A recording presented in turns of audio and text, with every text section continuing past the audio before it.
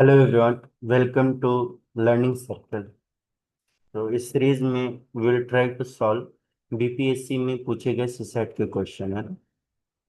हमारा अप्रोच क्या होगा? Will solve all the PYQ asked in this BPSC paper. Okay, so question, जैसे मान लीजिए ये क्वेश्चन है, क्वेश्चन के थ्रू मैं टॉपिक्स को एक्सप्लेन करूंगा, है ना। तो हमारा जो टेक्निक होगा, that will be like reverse engineering technique.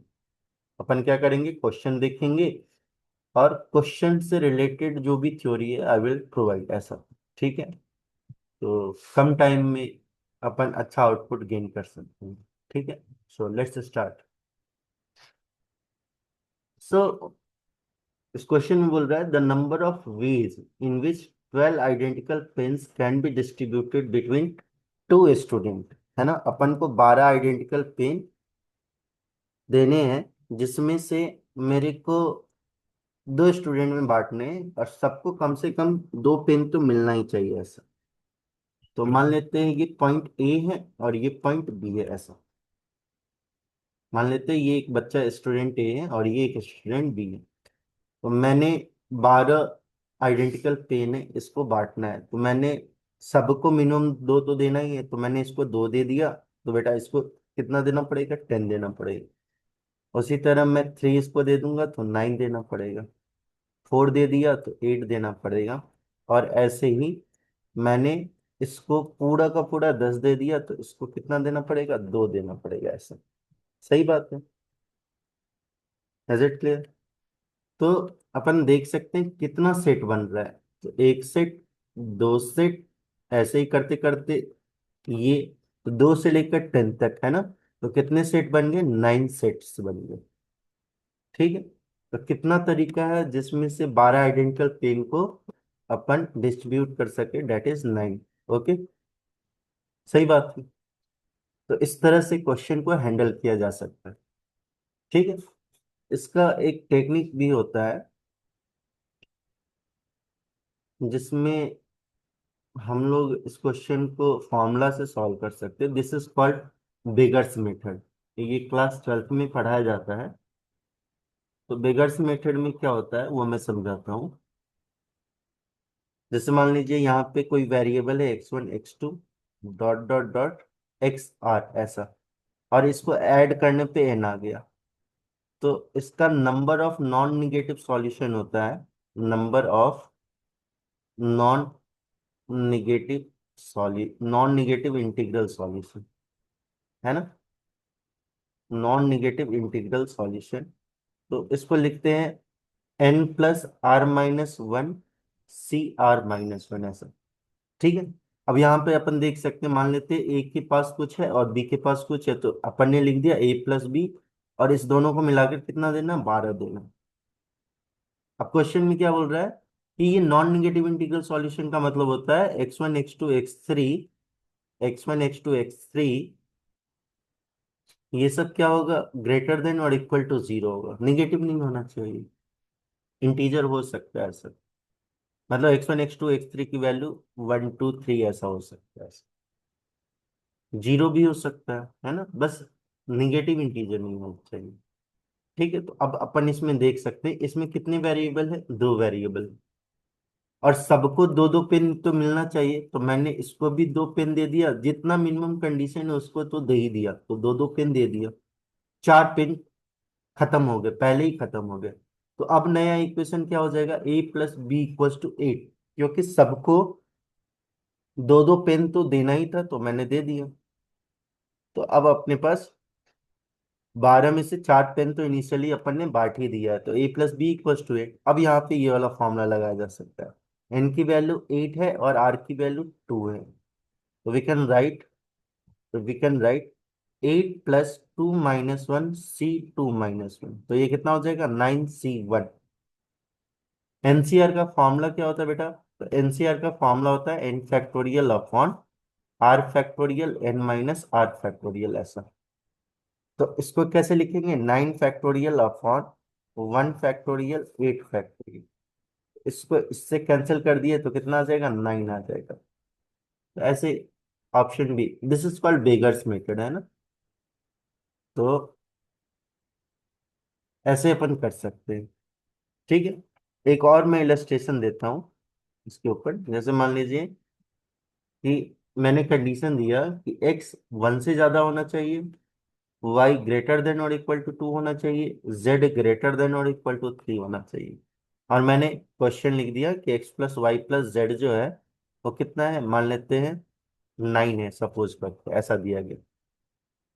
और एक्स वाई जेड जो है ना वो पॉजिटिव, मतलब X Y Z positive integer, ऐसा आई कंसीडर्ड है ना। तो मैंने क्या बोला कि ये 1 तो देना ही है, तो एक तो बट गया, इसमें 2 भी देना है तो 2 भी बट गया, और 3 भी देना है तो 3 भी बट गया। तो टोटल इनिशियली कितना बट गया, तो 6 बट गए। तो 6 मैंने बांट दिया, तो अब बचा 3। तो अब इसके लिए इक्वेशन लिख लेते हैं, x plus Y plus Z equals to 3। तो इसके लिए एन की वैल्यू 3 है, और कितने वेरिएबल से, आर वेरिएबल्स, तो we can write N plus R minus one C R minus one. तो कितना हो जाएगा, 5c2। तो इसको ऐसे लिखते हैं, 5 factorial upon 3 factorial 2 factorial. Okay, इसको सॉल्व कैसे करते हैं, तो 5 फैक्टोरियल को ऐसे लिख दिया, 5 × 4 × 3 फैक्टोरियल अपॉन 3 फैक्टोरियल 2 फैक्टोरियल। तो इससे ये कैंसिल हो गया, और 2 फैक्टोरियल की वैल्यू 2 होती है, तो इससे ये कैंसिल हो जाएगा, कितना आ जाएगा, 10 आ जाएगा, ऐसा। सही बात है। तो आई होप आपको समझ में आ गया हो कि इस क्वेश्चन को कैसे हैंडल करना है। ठीक है, अब दूसरे क्वेश्चन को देखते हैं। तो मैं ऐसे ही मतलब क्वेश्चन के थ्रू थ्योरी को एक्सप्लेन करते रहूंगा।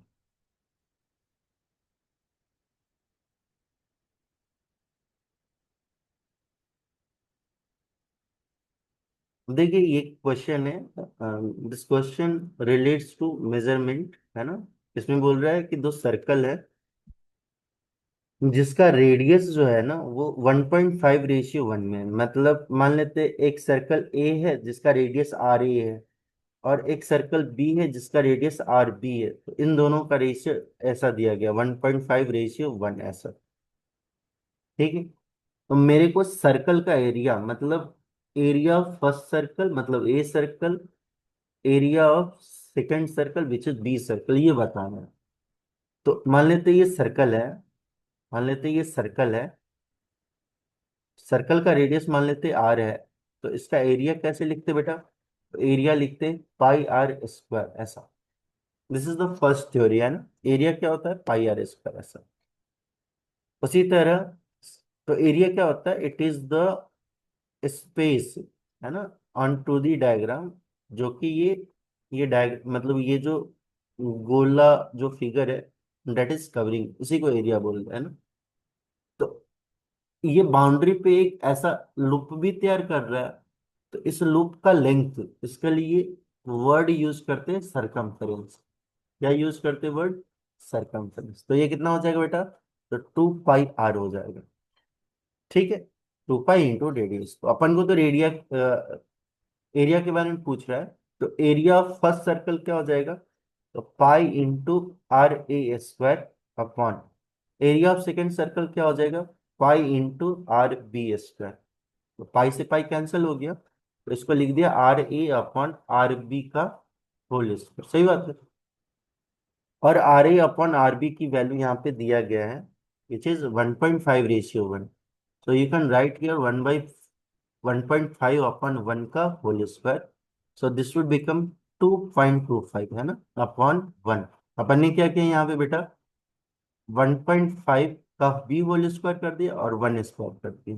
ये कैसे आया, तो हमारे पास फॉर्मूला होता है x/y पे पावर जो n है ना, डेट विल बिकम x पे पावर n और y पे पावर n, ऐसा। आई अप्लाइड दिस फॉर्मूला, तो ये कितना आ गया, 2.25:1। दिस इज द आंसर, है ना।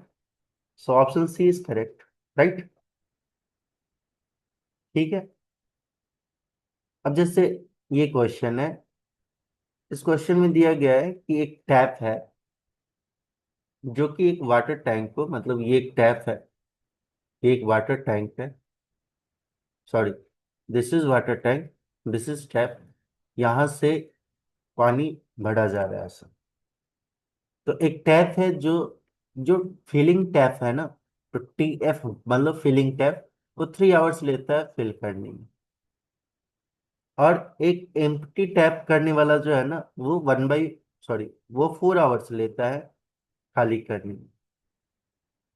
तो क्वेश्चन में बोल रहा है कि टैंक जो है ना, वो 1/3 फुल है, मतलब इतना भरा हुआ है ना। तो ये कितना भरा हुआ है बेटा, तो दिस इज 1/3 ऐसा।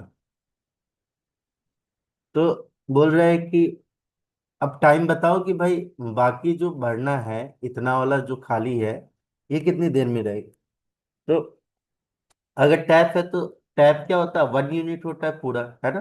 तो 1 में से 1/3 भरा हुआ है, तो अब कितना भरना है वापस, तो 1 - 1/3, इसको सॉल्व किया तो बेटा कितना आ गया, 2/3 ऐसा, है ना।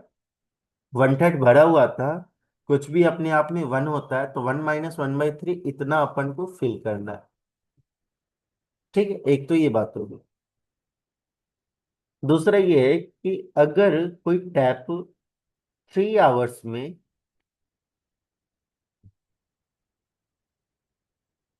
ठीक है, एक वाटर टैंक को फिल करता है, तो 1 आवर में कितना फिल करेगा, 1 आवर में, तो ऑब्वियस सी बात है 1/3 फिल करेगा। उसी तरह एम्प्टी 4 घंटे में करता है, तो 1 आवर में कितना एम्प्टी करेगा बेटा, तो 1/4 ऐसा। मैंने बोला कि फिल करने में 1 आवर में 1/3 पार्ट फिल हो जाएगा, 1 आवर में एम्प्टी कितना होगा, 1/4। तो मैं ये बोल रहा हूँ कि फिल भी हो रहा है और एम्प्टी भी हो रहा है, तो एग्जैक्ट 1 आवर में कितना फिलिंग हो रही है, एग्जैक्ट 1 आवर में कितना फिल हो रहा है ऐसा। तो ऑब्वियस सी बात है, जितना भरा और जितना खाली हुआ, इन दोनों का डिफरेंस आना चाहिए। तो 1 आवर में 1/3 फिल किया था और 1/4 खाली हो गया, तो एग्जैक्टली कितना भरा, तो 1/3 - 1/4। एलसीएम ले लिया बेटा 12, और ये आ गया 4 - 3, सो दिस विल बिकम 1/12। ठीक है, मतलब एक नल है, वो भर रहा है, और एक नल खाली है, खाली कर रहा है, तो दोनों एक साथ ओपन है, तो 1 घंटे में कितना फिलिंग होगी, 1/12। और मैं ये बोल रहा, क्वेश्चन में बोल रहा है कि 1/3 तो पहले से ही फिल था, तो अब कितना फिल करना है, 2/3, 2/3 फिल करना है। और 1 आवर में कितना फिल हो रहा है, एग्जैक्टली 1/12 है ना, if both taps are open. तो टोटल टाइम कितना लगेगा, तो टोटल टाइम का मतलब होता है जितना हमें फिल करना है, 2/3 अपॉन 1 आवर में जितना फिल किया उसको उससे डिवाइड कर दिया। ठीक है, तो ये आ जाएगा 12 × 2/3 ऐसा। सो this will become 8। So answer is 8 hours, है ना। आपको क्या करना है, साथ साथ क्वेश्चन को अटेम्प्ट करना है और कॉन्सेप्चुअल क्लैरिटी लेते चलना है। ठीक। अब इस क्वेश्चन को देखते हैं। इस क्वेश्चन में बोल रहा है कि मेरे को नेक्स्ट टर्म बताना है। ये सीक्वेंस कैसा है, तो सीक्वेंस, ये जो सीरीज है ना, इस टाइप सीक्वेंस और सीरीज पे जो क्वेश्चन पूछे जाते हैं वो बहुत इजी होते हैं और हर साल पूछे जाते हैं। तो समझते हैं, अपन को इसके बीच में लॉजिक ढूंढना होता है। तो ये 139, 15, 25, 35, 49 ऐसा, और डॉट डॉट। तो सबसे पहले इसमें देखते हैं क्या है। मेरे को देखते ही चमक में आया कि ये 1 है, ये 9 है, और ये 25 है, और ये 49 है ऐसा। तो इससे मेरे को ये समझ में आ रहा है कि बेटा ये तो 1 स्क्वायर है, ये क्या है, 3 स्क्वायर, ये क्या है, 5 स्क्वायर, और ये क्या है, 7 स्क्वायर। ठीक है, तो यहाँ पे एक टर्म आएगा और इसके जस्ट आगे क्या आएगा, 9 स्क्वायर। सही बात है, 13579 ऐसा। दूसरा मेरे को ये पता चला, अगर मैं स्क्वायर हटा दूं तो ये 1 × 3 यहाँ पे लिखा गया। सिमिलरली 3 स्क्वायर और 5 स्क्वायर में ये स्क्वायर हटा दूं तो 3 × 5 15 यहाँ पे लिखा गया। वैसे ये स्क्वायर इधर का भी हटा दूं तो 5 × 7 यहाँ पे लिखा गया। तो उसी तरह ये स्क्वायर और ये स्क्वायर हटा देंगे तो 7 × 9, जो कि 63 है, वो वहां पे लिखा गया होगा। सो इसका आंसर ऑप्शन डी हो जाएगा। ठीक है, तो ऐसे क्वेश्चन में हमें क्या करना पड़ता है, अपन को रीजनिंग ढूंढना पड़ता है कि किस रीजनिंग के बेसिस पे ये सीक्वेंस तैयार किया गया, and on the basis of that reasoning, that relation, next term is to be found. Okay, clarity है?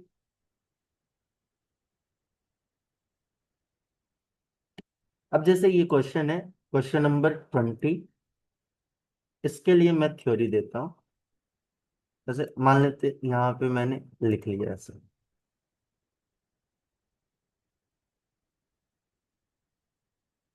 क्वेश्चन नंबर 20 में क्या दिया गया है कि X square minus Y square की वैल्यू 7 है और एक्स माइनस वाई की वैल्यू 1 है। मुझे length of diagonal of rectangle बताना है जिसका लेंथ और ब्रेथ एक्स और वाई ऐसा दिया गया। ठीक है, तो हमें हमें देखो, हमें क्या क्या दिया गया है। हमें X square minus Y square की वैल्यू क्या दिया गया है, 7 ऐसा। हमें एक्स माइनस वाई की वैल्यू क्या दिया गया है, 1। तो हमें क्या पता है, तो हमें ये पता है कि एक फॉर्मूला होता है x square minus Y square equals to X minus Y into x plus Y. ये फॉर्मूला अपन को याद ही रखना है। तो ये x square minus Y square equals to 7 को मैंने क्या लिख दिया, x minus Y into x plus Y. सही बात है, और ये 7 होगी। अब ये जो एक्सप्रेशन है एक्स माइनस वाई, इसकी वैल्यू क्वेश्चन में दी गई है ना। तो ये कितना हो जाएगा, एक्स माइनस वाई, इसकी जगह पे हम लोग क्या रखेंगे, 1 ऐसा। तो जैसे ही हमने यहाँ पे 1 रखा, तो ये आ जाएगा 1 into x plus Y equals to 7। तो एक्स प्लस वाई की वैल्यू क्या मिल गया, 7 मिल गया। और एक्स माइनस वाई की वैल्यू क्या है, 1 है। सही बात है। तो इसको हम लोग सॉल्व कर सकते हैं, ये दो लीनियर इक्वेशन हो गया। तो मैंने क्या किया, दोनों को ऐड कर दिया। तो y से y कैंसिल हो जाएगा, तो 2x की वैल्यू क्या आ जाएगा, 7 प्लस 1 8। तो x की वैल्यू 4 आ जाएगी। एक तो ये बात होगी। इसको इसमें पुट कर दिया तो 4 माइनस वाई कितना हो गया, 1। तो y की वैल्यू आ गया 3 ऐसा। तो x की वैल्यू 4 और y की वैल्यू 3। ठीक है, तो ये एक रेक्टेंगल बोल रहा है, ये रेक्टेंगल है। एक का साइड x है और एक का साइड y है। इस रेक्टेंगल का डायगोनल, तो डायगोनल का लेंथ क्या होता है बेटा, तो डायगोनल का लेंथ होता है under root length square plus breadth square ऐसा। है ना, पाइथागोरस लग जाएगा ना इधर। तो this will become under root x square plus y square. Now you can see here कि x की वैल्यू 4 है और y की वैल्यू 3 है ऐसा। तो इसको सॉल्व करोगे तो 16 प्लस 9 25 हो जाएगा, और इसकी वैल्यू 5 हो गई। तो डायगोनल का लेंथ कितना हो गया, 5। ठीक है, ये एक तरीका है, बेसिक तरीका सॉल्व करने का। ठीक है, इसको हम लोग ऐसे भी सॉल्व कर सकते हैं कि यहाँ पे मैं लिख रहा हूँ, मतलब बहुत सारा मेथड है सॉल्व करने का। एक और भी मेथड है, मेथड 2। अपन इतना कैलकुलेशन करना ही नहीं चाहते ऐसा। ठीक है, तो हम लोग क्या करेंगे वो देखते हैं।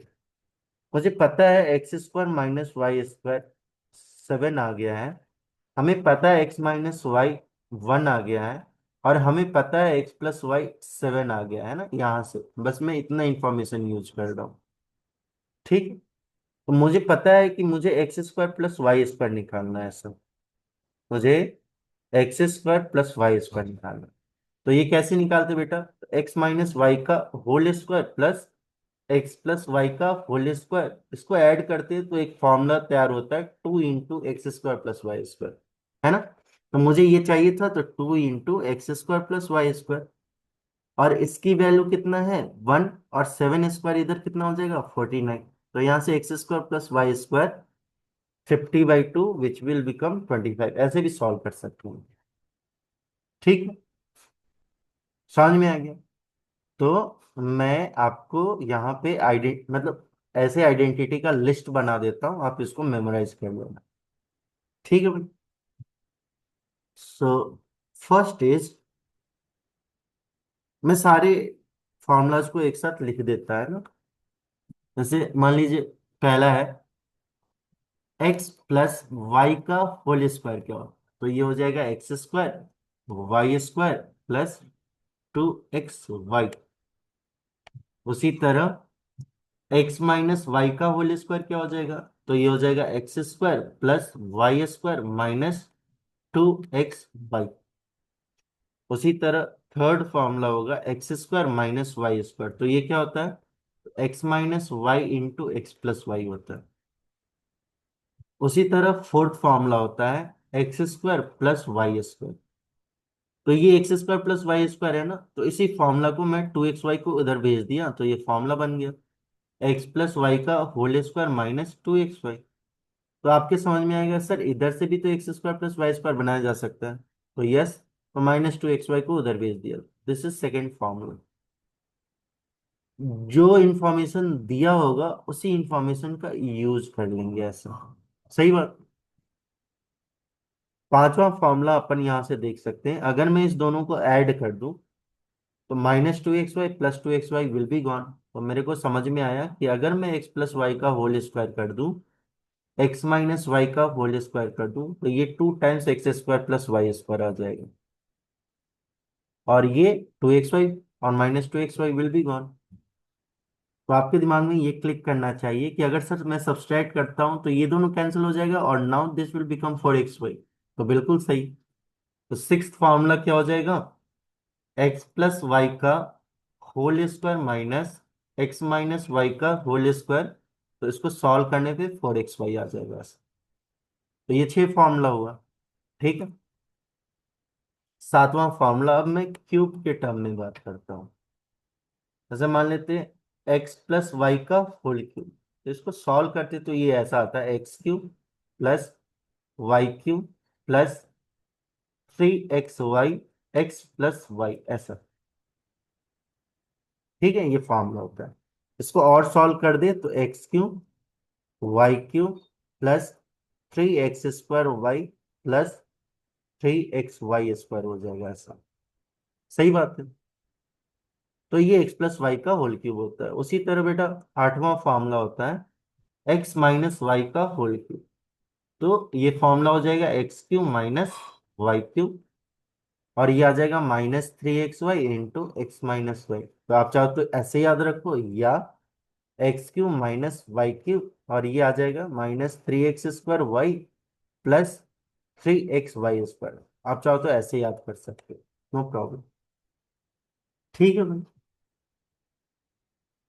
नाइन्थ फॉर्मूला होता है, मान लेते एक्स क्यू है और वाई क्यू, तो एक्स क्यू वाई क्यू अपन यहां से निकाल सकते हैं, तो इसको इधर भेज दिया, तो ये फॉर्मूला जो सॉल्व होके आता है उसको उधर भेजने के बाद तो x plus y into x square minus x y plus y square हो जाता है।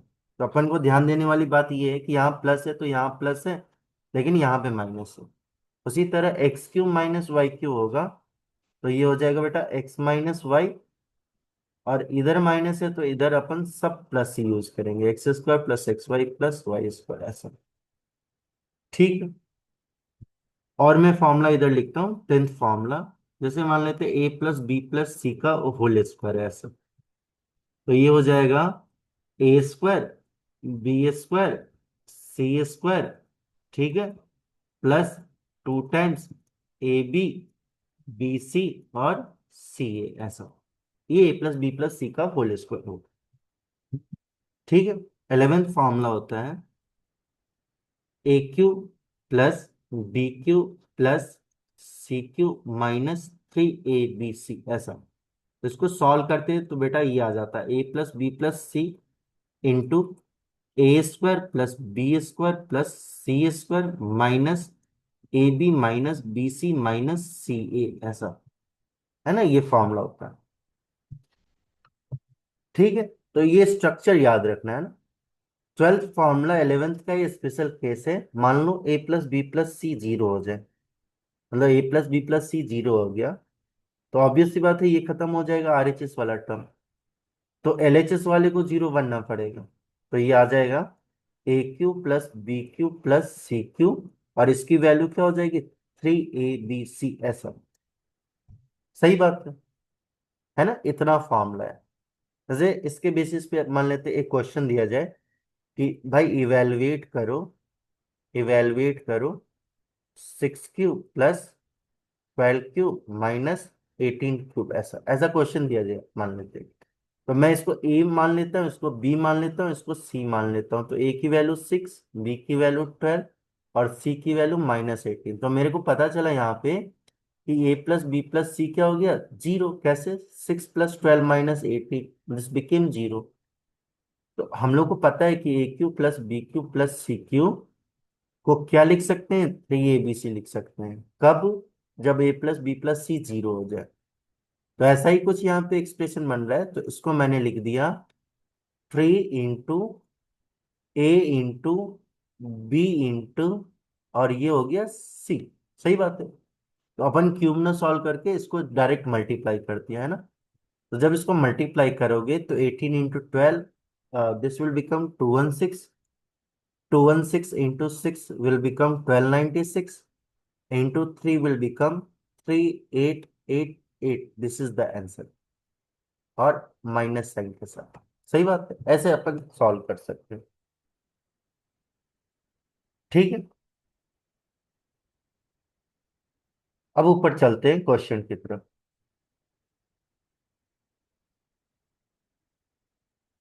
तो ये क्वेश्चन अपन ने सॉल्व कर लिया है ना। इसका आंसर कितना आया था? तो इसका आंसर 5 आया था। अब इस क्वेश्चन को देखते हैं, ये 22। ये वही क्वेश्चन है जो अभी मैंने फॉर्मूला लिखवाया था यहाँ पे। और वो फॉर्मूला क्या था? ये वाला फॉर्मूला, ये फॉर्मूला अपन यूज करने वाले हैं ऐसा। So what is the formula? x³ - y³ = x - y into this, है ना। तो अब तो ये क्वेश्चन बहुत आसान हो गया, फॉर्मूला पुटिंग क्वेश्चन हो गया ना।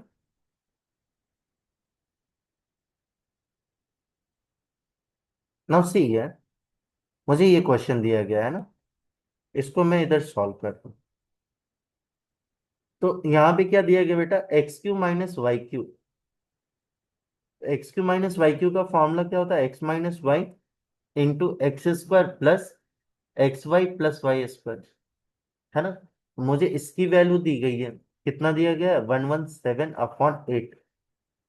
और x - y की वैल्यू दी गई है विच इज 3/2, इंटू ये मेरे मेरे मुझे इसकी वैल्यू निकालनी है। सही बात है। तो इसकी वैल्यू कैसे निकालेंगे? तो इसकी वैल्यू निकालने के लिए बस इधर लाके अपन डिवाइड कर देते हैं। जब इधर डिवाइड करेंगे तो मुझे x² + xy + y², जिसको मैंने डैश से यहाँ पे रिप्रेजेंट किया है, तो दिस विल बिकम 117/8। और ये 3/2 उधर जाके 2/3 होगी। सही बात है। तो 3 से इसको उड़ा दिया 39 टाइम्स में, और 2 से इसको उड़ा दिया 4 टाइम्स में। तो आंसर क्या हो जाएगा? 39/4, है ना। तो आंसर क्या हो गया? ऑप्शन सी।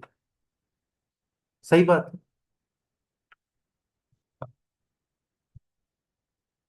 ठीक है, अब क्वेश्चन नंबर हम लोग 21 को सॉल्व करते हैं।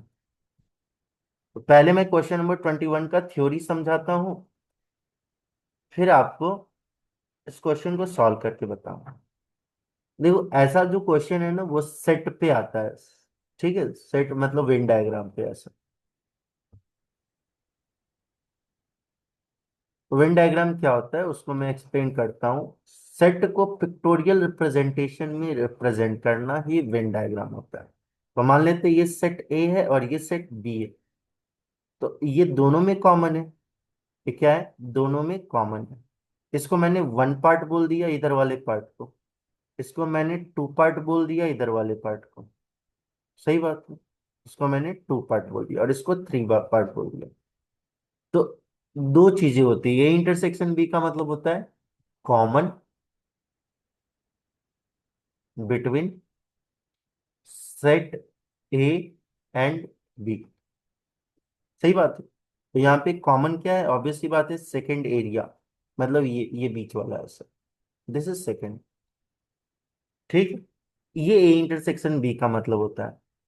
और ए यूनियन बी का मतलब क्या होता है? तो इसका बोलते हैं, इसको सिंपल क्रूड लैंग्वेज में बोलेंगे कि मिक्स ए और बी दोनों को, मैंने ए को भी मिला दिया बी को भी मिला दिया। तो ए यूनियन बी क्या हो रहा है? तो वन भी आ जाएगा, टू भी आ जाएगा, थ्री भी आ जाएगा, है ना। तो ये 1 2 3 है सब। तो ए इंटरसेक्शन बी का मतलब कॉमन, ए यूनियन बी का मतलब ए और बी दोनों को मिला दो तो 1 भी आएगा, 2 भी आएगा, 3 भी आएगा ऐसे। ठीक है। तो इसके बेसिस पे फॉर्मूला क्या होता है, तो जैसे हम लोग यहाँ पर देख सकते हैं, अगर मैं ए यूनियन बी निकालूं, यहाँ पे लिखता हूँ, मान लो ए यूनियन बी निकालूं, तो मुझे पता है ए यूनियन बी मतलब 1 2 3 दोनों को रिप्रेजेंट कर, तो मैंने लिखा number of elements in A union B. तो मैंने क्या किया, ए और बी दोनों को ऐड कर दिया। तो जब ए और बी दोनों को ऐड किया तो ए में 1 और 2 आ रहा था, बी में 2 और 3 आ रहा था। तो मुझे पता चला कि 2 वाला जो पार्ट है ना वो 2 बार ऐड हो गया, तो उसको एक बार सब्सट्रैक्ट करना पड़ेगा, है ना। मतलब मैं ये बोल रहा हूँ कि दिस इज 1 2, दिस इज 2 3, और मैंने जब इसको ऐड किया तो 1 2 3, लेकिन 2 2 टाइम्स आ गया, तो इसको एक बार सब्सट्रैक्ट कर दिया sir. So this is the formula, n of A union B equals to n A plus n B minus n A intersection B, है ना। तो अपन ये फॉर्मूला भी याद रख सकते हैं। ठीक है। वैसे इस क्वेश्चन को सॉल्व करने के लिए इतने फॉर्मूलाज की जरूरत नहीं है, इसको तो बस वेन डायग्राम से सॉल्व किया जा सकता है। बोल रहा है कि क्लास में 80 स्टूडेंट है, तो मान लेते हैं ये क्लास है, इसमें 80 स्टूडेंट। ठीक है। ये 60% बच्चे जो हैं वो क्या है, कैरम खेल रहे हैं, तो मैंने सी से रिप्रेजेंट कर दी। ठीक है। और 45% जो बच्चे हैं वो क्या खेल रहे हैं, तो वो चेस खेल रहे हैं, तो मैंने इसको चेस से रिप्रेजेंट कर दिया। This is carrom, this is chess, ऐसा। और बोला जा रहा है क्या कि 10% बच्चे कुछ नहीं खेल रहे, 10% बच्चे कुछ नहीं खेल रहे, तो 10% तो इधर होगा, ऐसा।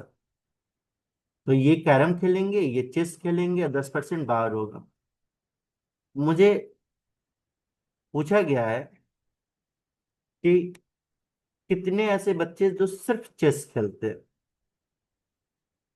ठीक है। तो अपन यहाँ पर देख सकते हैं, ये टोटल 100% है, ये टोटल 100% है, ये जो बॉक्स है डेट इज 100%, है ना। तो 100% में 10% इधर हो गया, 60% इधर हो गया, 45% इधर हो गया, तो इधर भी कुछ पार्ट होगा। तो that can be written as, कैसे लिखते हैं, तो 100% में 10% तो बाहर है, तो इन दोनों को मिलाकर कितना हो रहा होगा, 90%, है ना। क्या मैंने बोला, ये पूरा 100% है, उसमें से ये 10% है बाहर, जो कि कुछ नहीं कर रहे, तो उसको तो साइड ही कर दिया, तो अब बचा कितना, 90%। तो ये इतना पार्ट 90% बन रहा है, ऐसा, है ना। तो वी कैन सी हियर कि ये ऐसा ऐसा ऐसा एक बॉक्स बन रहा है, ये दोनों मिला के 90 बन रहा है, ये 60 है और ये 45 है, तो मेरे को ये बताना है। तो मुझे क्या पता चल गया कि n of A union B जो है वो 90% है, एन ऑफ ए जो है वो 60% है, एन ऑफ बी जो है डेट इज 45%। सही बात है। सो अपन लोग n of A intersection B निकाल सकते हैं। तो n of A intersection B में ये फॉर्मूला यूज कर लिया, तो ये आ गया 90 equals to 60 + 45 minus n A intersection B. तो ये कितना आ जाएगा, एन ए इंटरसेक्शन बी, तो 60 + 45 माइनस 90, दिस विल बिकम 15। तो ये 15% है ना। ये जो एरिया है डेट इज 15%, 15%। सही बात है, ये कितना है, 15% है ऐसा। अगर ये 15% है, तो मुझे ये बताना है कि चेस, सिर्फ चेस कितने ने खेला। तो अपन देख सकते हैं ये चेस वाला टोटल कितना, 45%, और ये 15% जो है वो दोनों खेल रहे हैं, तो सिर्फ चेस कितना खेल रहा होगा, ओनली चेस। तो ओनली चेस की वैल्यू हो जाएगी 45 - 15, जो कि 30% हो जाएगा। सही बात है ना। 30%, सिर्फ चेस कितना खेल रहे हैं, तो 30%। तो 30% of total student which is 80। तो we can write here 30/100 into 80, जो कि 24 हो जाएगा। So answer is 24। ठीक है, ये क्वेश्चन अच्छा था, इसको एक बार पॉज करके फिर से रीअटेम्प्ट करना है।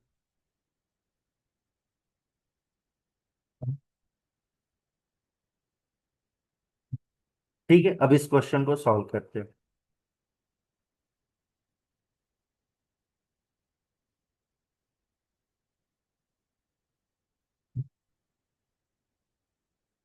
जैसे मान लेते हैं ये क्वेश्चन है, ये क्वेश्चन किसका है, एक्सपोनेंट्स का है ना। क्वेश्चन किसका है, एक्सपोनेंट का। तो इसमें फॉर्मूला क्या होता है, मान लेते हैं a raise to m equals to a raise to n है। ठीक है, ये फॉर्मूला मान लेते हैं बेस ए है ना, तो एम की वैल्यू एन के इक्वल हो जाएगी। एक तो ये हो गया अगर बेस सेम है। ठीक है, लेकिन अगर बेस वन हो जाए, अगर बेस वन हो जाए तो अपन क्या लिखेंगे, one raise to m equals to one raise to n. इसका मतलब क्या होगा, एम और एन कुछ भी हो सकता है। लेकिन यहाँ पे तो वैसा केस नहीं है। ये क्या बोल रहा है कि ए की वैल्यू वन नहीं है, ऑब्वियस सी बात है, यहाँ पर देख सकते हैं ये वन नहीं है ऐसा। तो वन नहीं है तो अगर मैं बेस को सेम कर दूं तो पावर को इक्वेट कर सकता हूँ। एक तो ये फॉर्मूला हो गया। दूसरा फॉर्मूला होता है ए पी पावर एम इंटू ए पी पावर एन। इन सारे फॉर्मूलाज को एक तरफ लिख लेना है ना। So this will become a raise to m plus n. दूसरा फॉर्मूला होता है a raise to m divided by a raise to n. तो पावर का क्या हो जाता है, सब्सट्रैक्शन हो जाता है। ठीक है, थर्ड फॉर्मूला होता है ए रेज टू एम पे पावर एन। तो ये हो जाता है पावर पे पावर मल्टीप्लाई हो जाता है। ठीक है, फोर्थ फॉर्मूला होता है ए पे power minus one, this will become one by n. पांचवा फॉर्मूला होता है ए पे पावर माइनस एन, तो this will become one by a पे पावर एन। सिक्स्थ फॉर्मूला होता है ए बाई बी पे पावर एम, तो दोनों पे पावर लग जाता है। सेवेंथ फॉर्मूला होता है ए इंटू बी पे पावर एम, तो ये ए पे पावर एम इंटू बी पे पावर एम हो जाता है ऐसा। ठीक है, एट्थ फॉर्मूला होता है, एट्थ फॉर्मूला होता है ए पे पावर माइनस ए पे पावर वन बाई एन ऐसा। तो इसको लिखते बेटा nth रूट ऑफ ए ऐसा, nth रूट ऑफ ए ऐसा। ठीक, इतने फॉर्मूला से ये क्वेश्चन सॉल्व हो जाएगा। देखते हैं ना।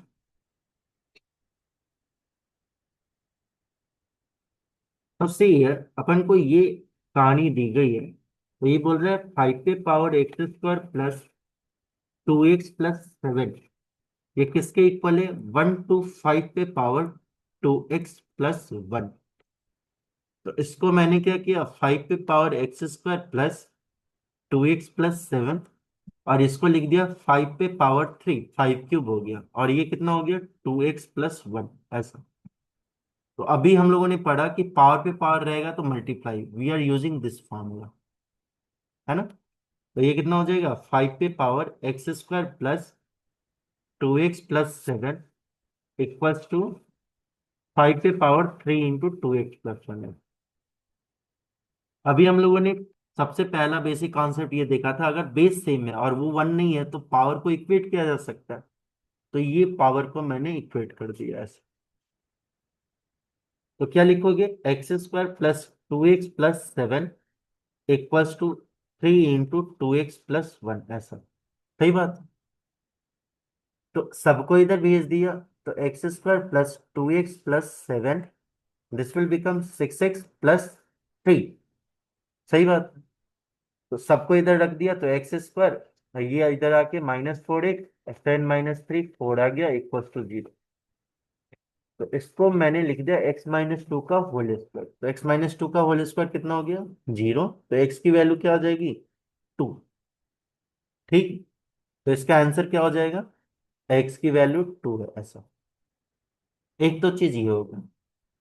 दूसरा चीज मुझे यहाँ पे और समझाना है कि एक फॉर्मूला होता है क्वाड्रेटिक का फॉर्मूला, मतलब रूट्स निकालने का फॉर्मूला, रूट्स ऑफ क्वाड्रेटिक।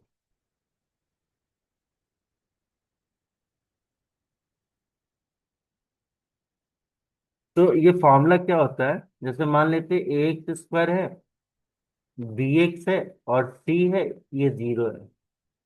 और ऑब्वियस सी बात है ए की वैल्यू जीरो नहीं है। तो एक्स का फॉर्मूला निकालने का होता है minus b plus minus under root b square minus four a c upon two a ऐसा, है ना।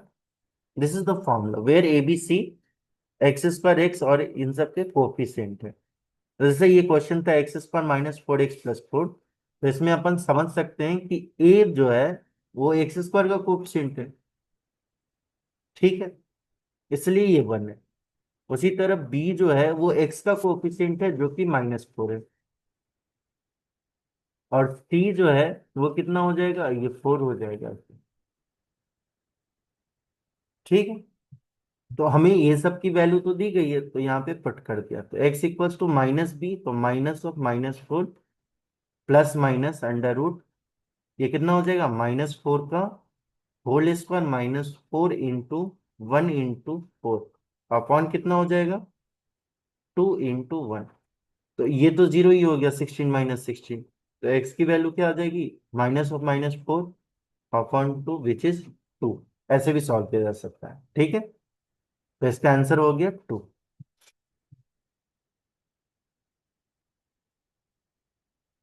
ठीक है, यहां तक क्लैरिटी आ गई।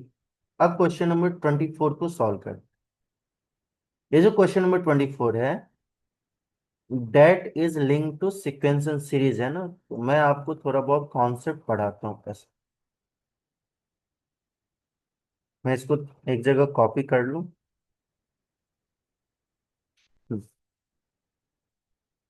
मान लेते ये क्वेश्चन है, मान लेते ये क्वेश्चन है, और इस क्वेश्चन में मुझे एस की वैल्यू बतानी है। ठीक है, तो पहला फॉर्मूला, सिग्मा जो है एफ प्लस माइनस जी होगा, तो ये सिग्मा ब्रेक हो जाता है, तो ऐसे हो जाएगा sigma f plus minus sigma g, ऐसा समीशन का फॉर्मूला।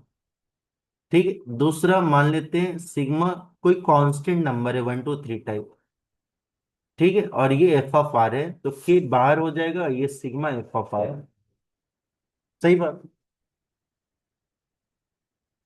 थर्ड फॉर्मूला होता है सिग्मा 1, 1 को ऐड करेंगे, दिस विल बिकम एन, है ना, आर की वैल्यू 1 से एन तक, इसको बोलते हैं लोअर लिमिट, इसको बोलते हैं अपर लिमिट। उसी तरह सिग्मा आर, आर की वैल्यू 1 से एन अगर हो, तो इसका फॉर्मूला यूज करते हैं n × n+1/2। इसको एक्सपेंड करते तो कैसा बनता है, तो आर की वैल्यू 1 रखा तो 1, आर की वैल्यू 2 रखा तो 2, ऐसे ही करते करते एन तक एडिशन कर दिया। ठीक है, तो इसको ऐसे ही बोलते हैं नेचुरल नंबर का समेशन n × n+1/2 होता है। पांचवा, अगर सिग्मा आर स्क्वायर होगा, तो इसका फॉर्मूला होता है n n+1, 2n+1/6। Sixth formula होता है सिग्मा आर क्यूब, तो इसका फॉर्मूला होता है n n+1/2 का होल स्क्वायर, ऐसा। ठीक है, ये आपको 6 फॉर्मूला याद रखना है। अब अपन इस क्वेश्चन पे आते हैं, एस क्या हो गया, तो एस है सिग्मा, एन की वैल्यू 1 से 15, और ये एन है, और इसको मैंने ब्रेक कर दिया, तो ये आ गया 1/3, एन की वैल्यू 1 से 15।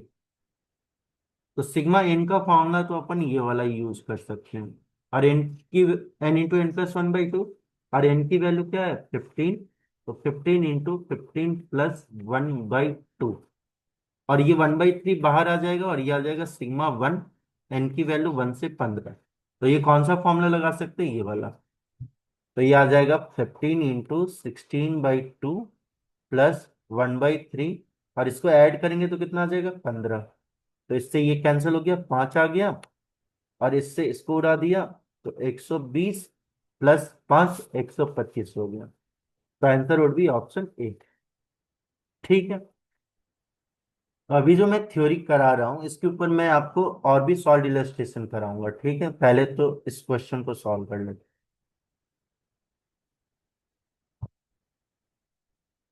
जैसे ये क्वेश्चन है,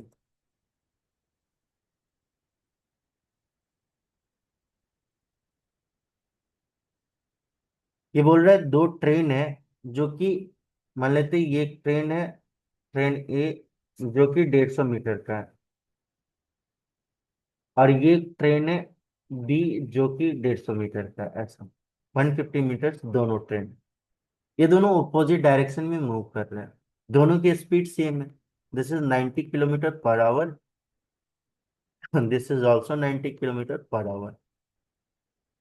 तो बेटा पहला फॉर्मूला यहाँ पे कि किलोमीटर पर आवर को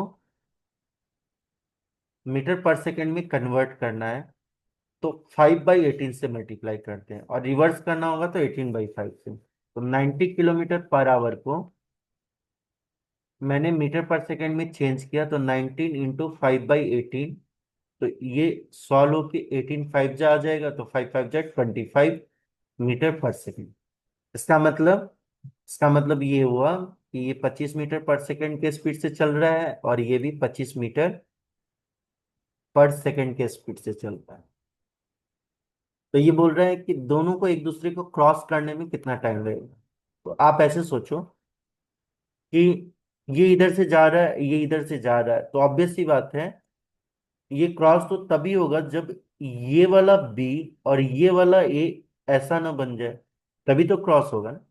तो उस केस में क्या हो जाएगा, उस केस में दोनों का लेंथ ही टोटल डिस्टेंस हो जाएगा, है ना। तो ऐसे क्वेश्चन में टोटल डिस्टेंस कर, एक लेंथ है 150 और एक लेंथ है 150, अपन को टोटली 300 मीटर्स इतना लेंथ ट्रेवल करना है। ठीक। अब मान लीजिए इस ट्रेन पे आप बैठे हो, तो आपको दिखेगा कि ये 25 मीटर पर सेकेंड की स्पीड है। तो ये तो आपका स्पीड है, और ये 25 मीटर पर सेकेंड के स्पीड से आ रहा है, तो टोटल स्पीड कितना हो जाएगा। तो 25 + 25, ये याद रखना कि ऑपोजिट डायरेक्शन में एडिशन हो जाता है, ऑपोजिट डायरेक्शन में एडिशन हो जाता है, और सेम डायरेक्शन में क्या होगा, सब्सट्रैक्शन हो जाएगा। ठीक है। आप सोचो ना कि आप इस पे बैठे हुए हो, और आप इस पे बैठे हुए हो, आप भी खूब स्पीड में हो, ये भी खूब स्पीड में है, दोनों एक दूसरे को अगर ऑपोजिट डायरेक्शन में, तो अपन को लगेगा कि बहुत स्पीड हो रहा है, बहुत का मतलब प्लस हो गया, तो अपान कितना हो जाएगा, तो ये 25 + 25 ऐसा। अपन ने क्या किया, डिस्टेंस अपॉन स्पीड, तो कितना हो गया, 300/50। ये सॉल्व होके 6 सेकेंड्स हो गया। सो आंसर इज 6 सेकेंड्स। ओके। अब बाकी के जो क्वेश्चन है वो नेक्स्ट वीडियो में करेंगे। तो I hope it will help you in the preparation. मिलते हैं नेक्स्ट वीडियो में।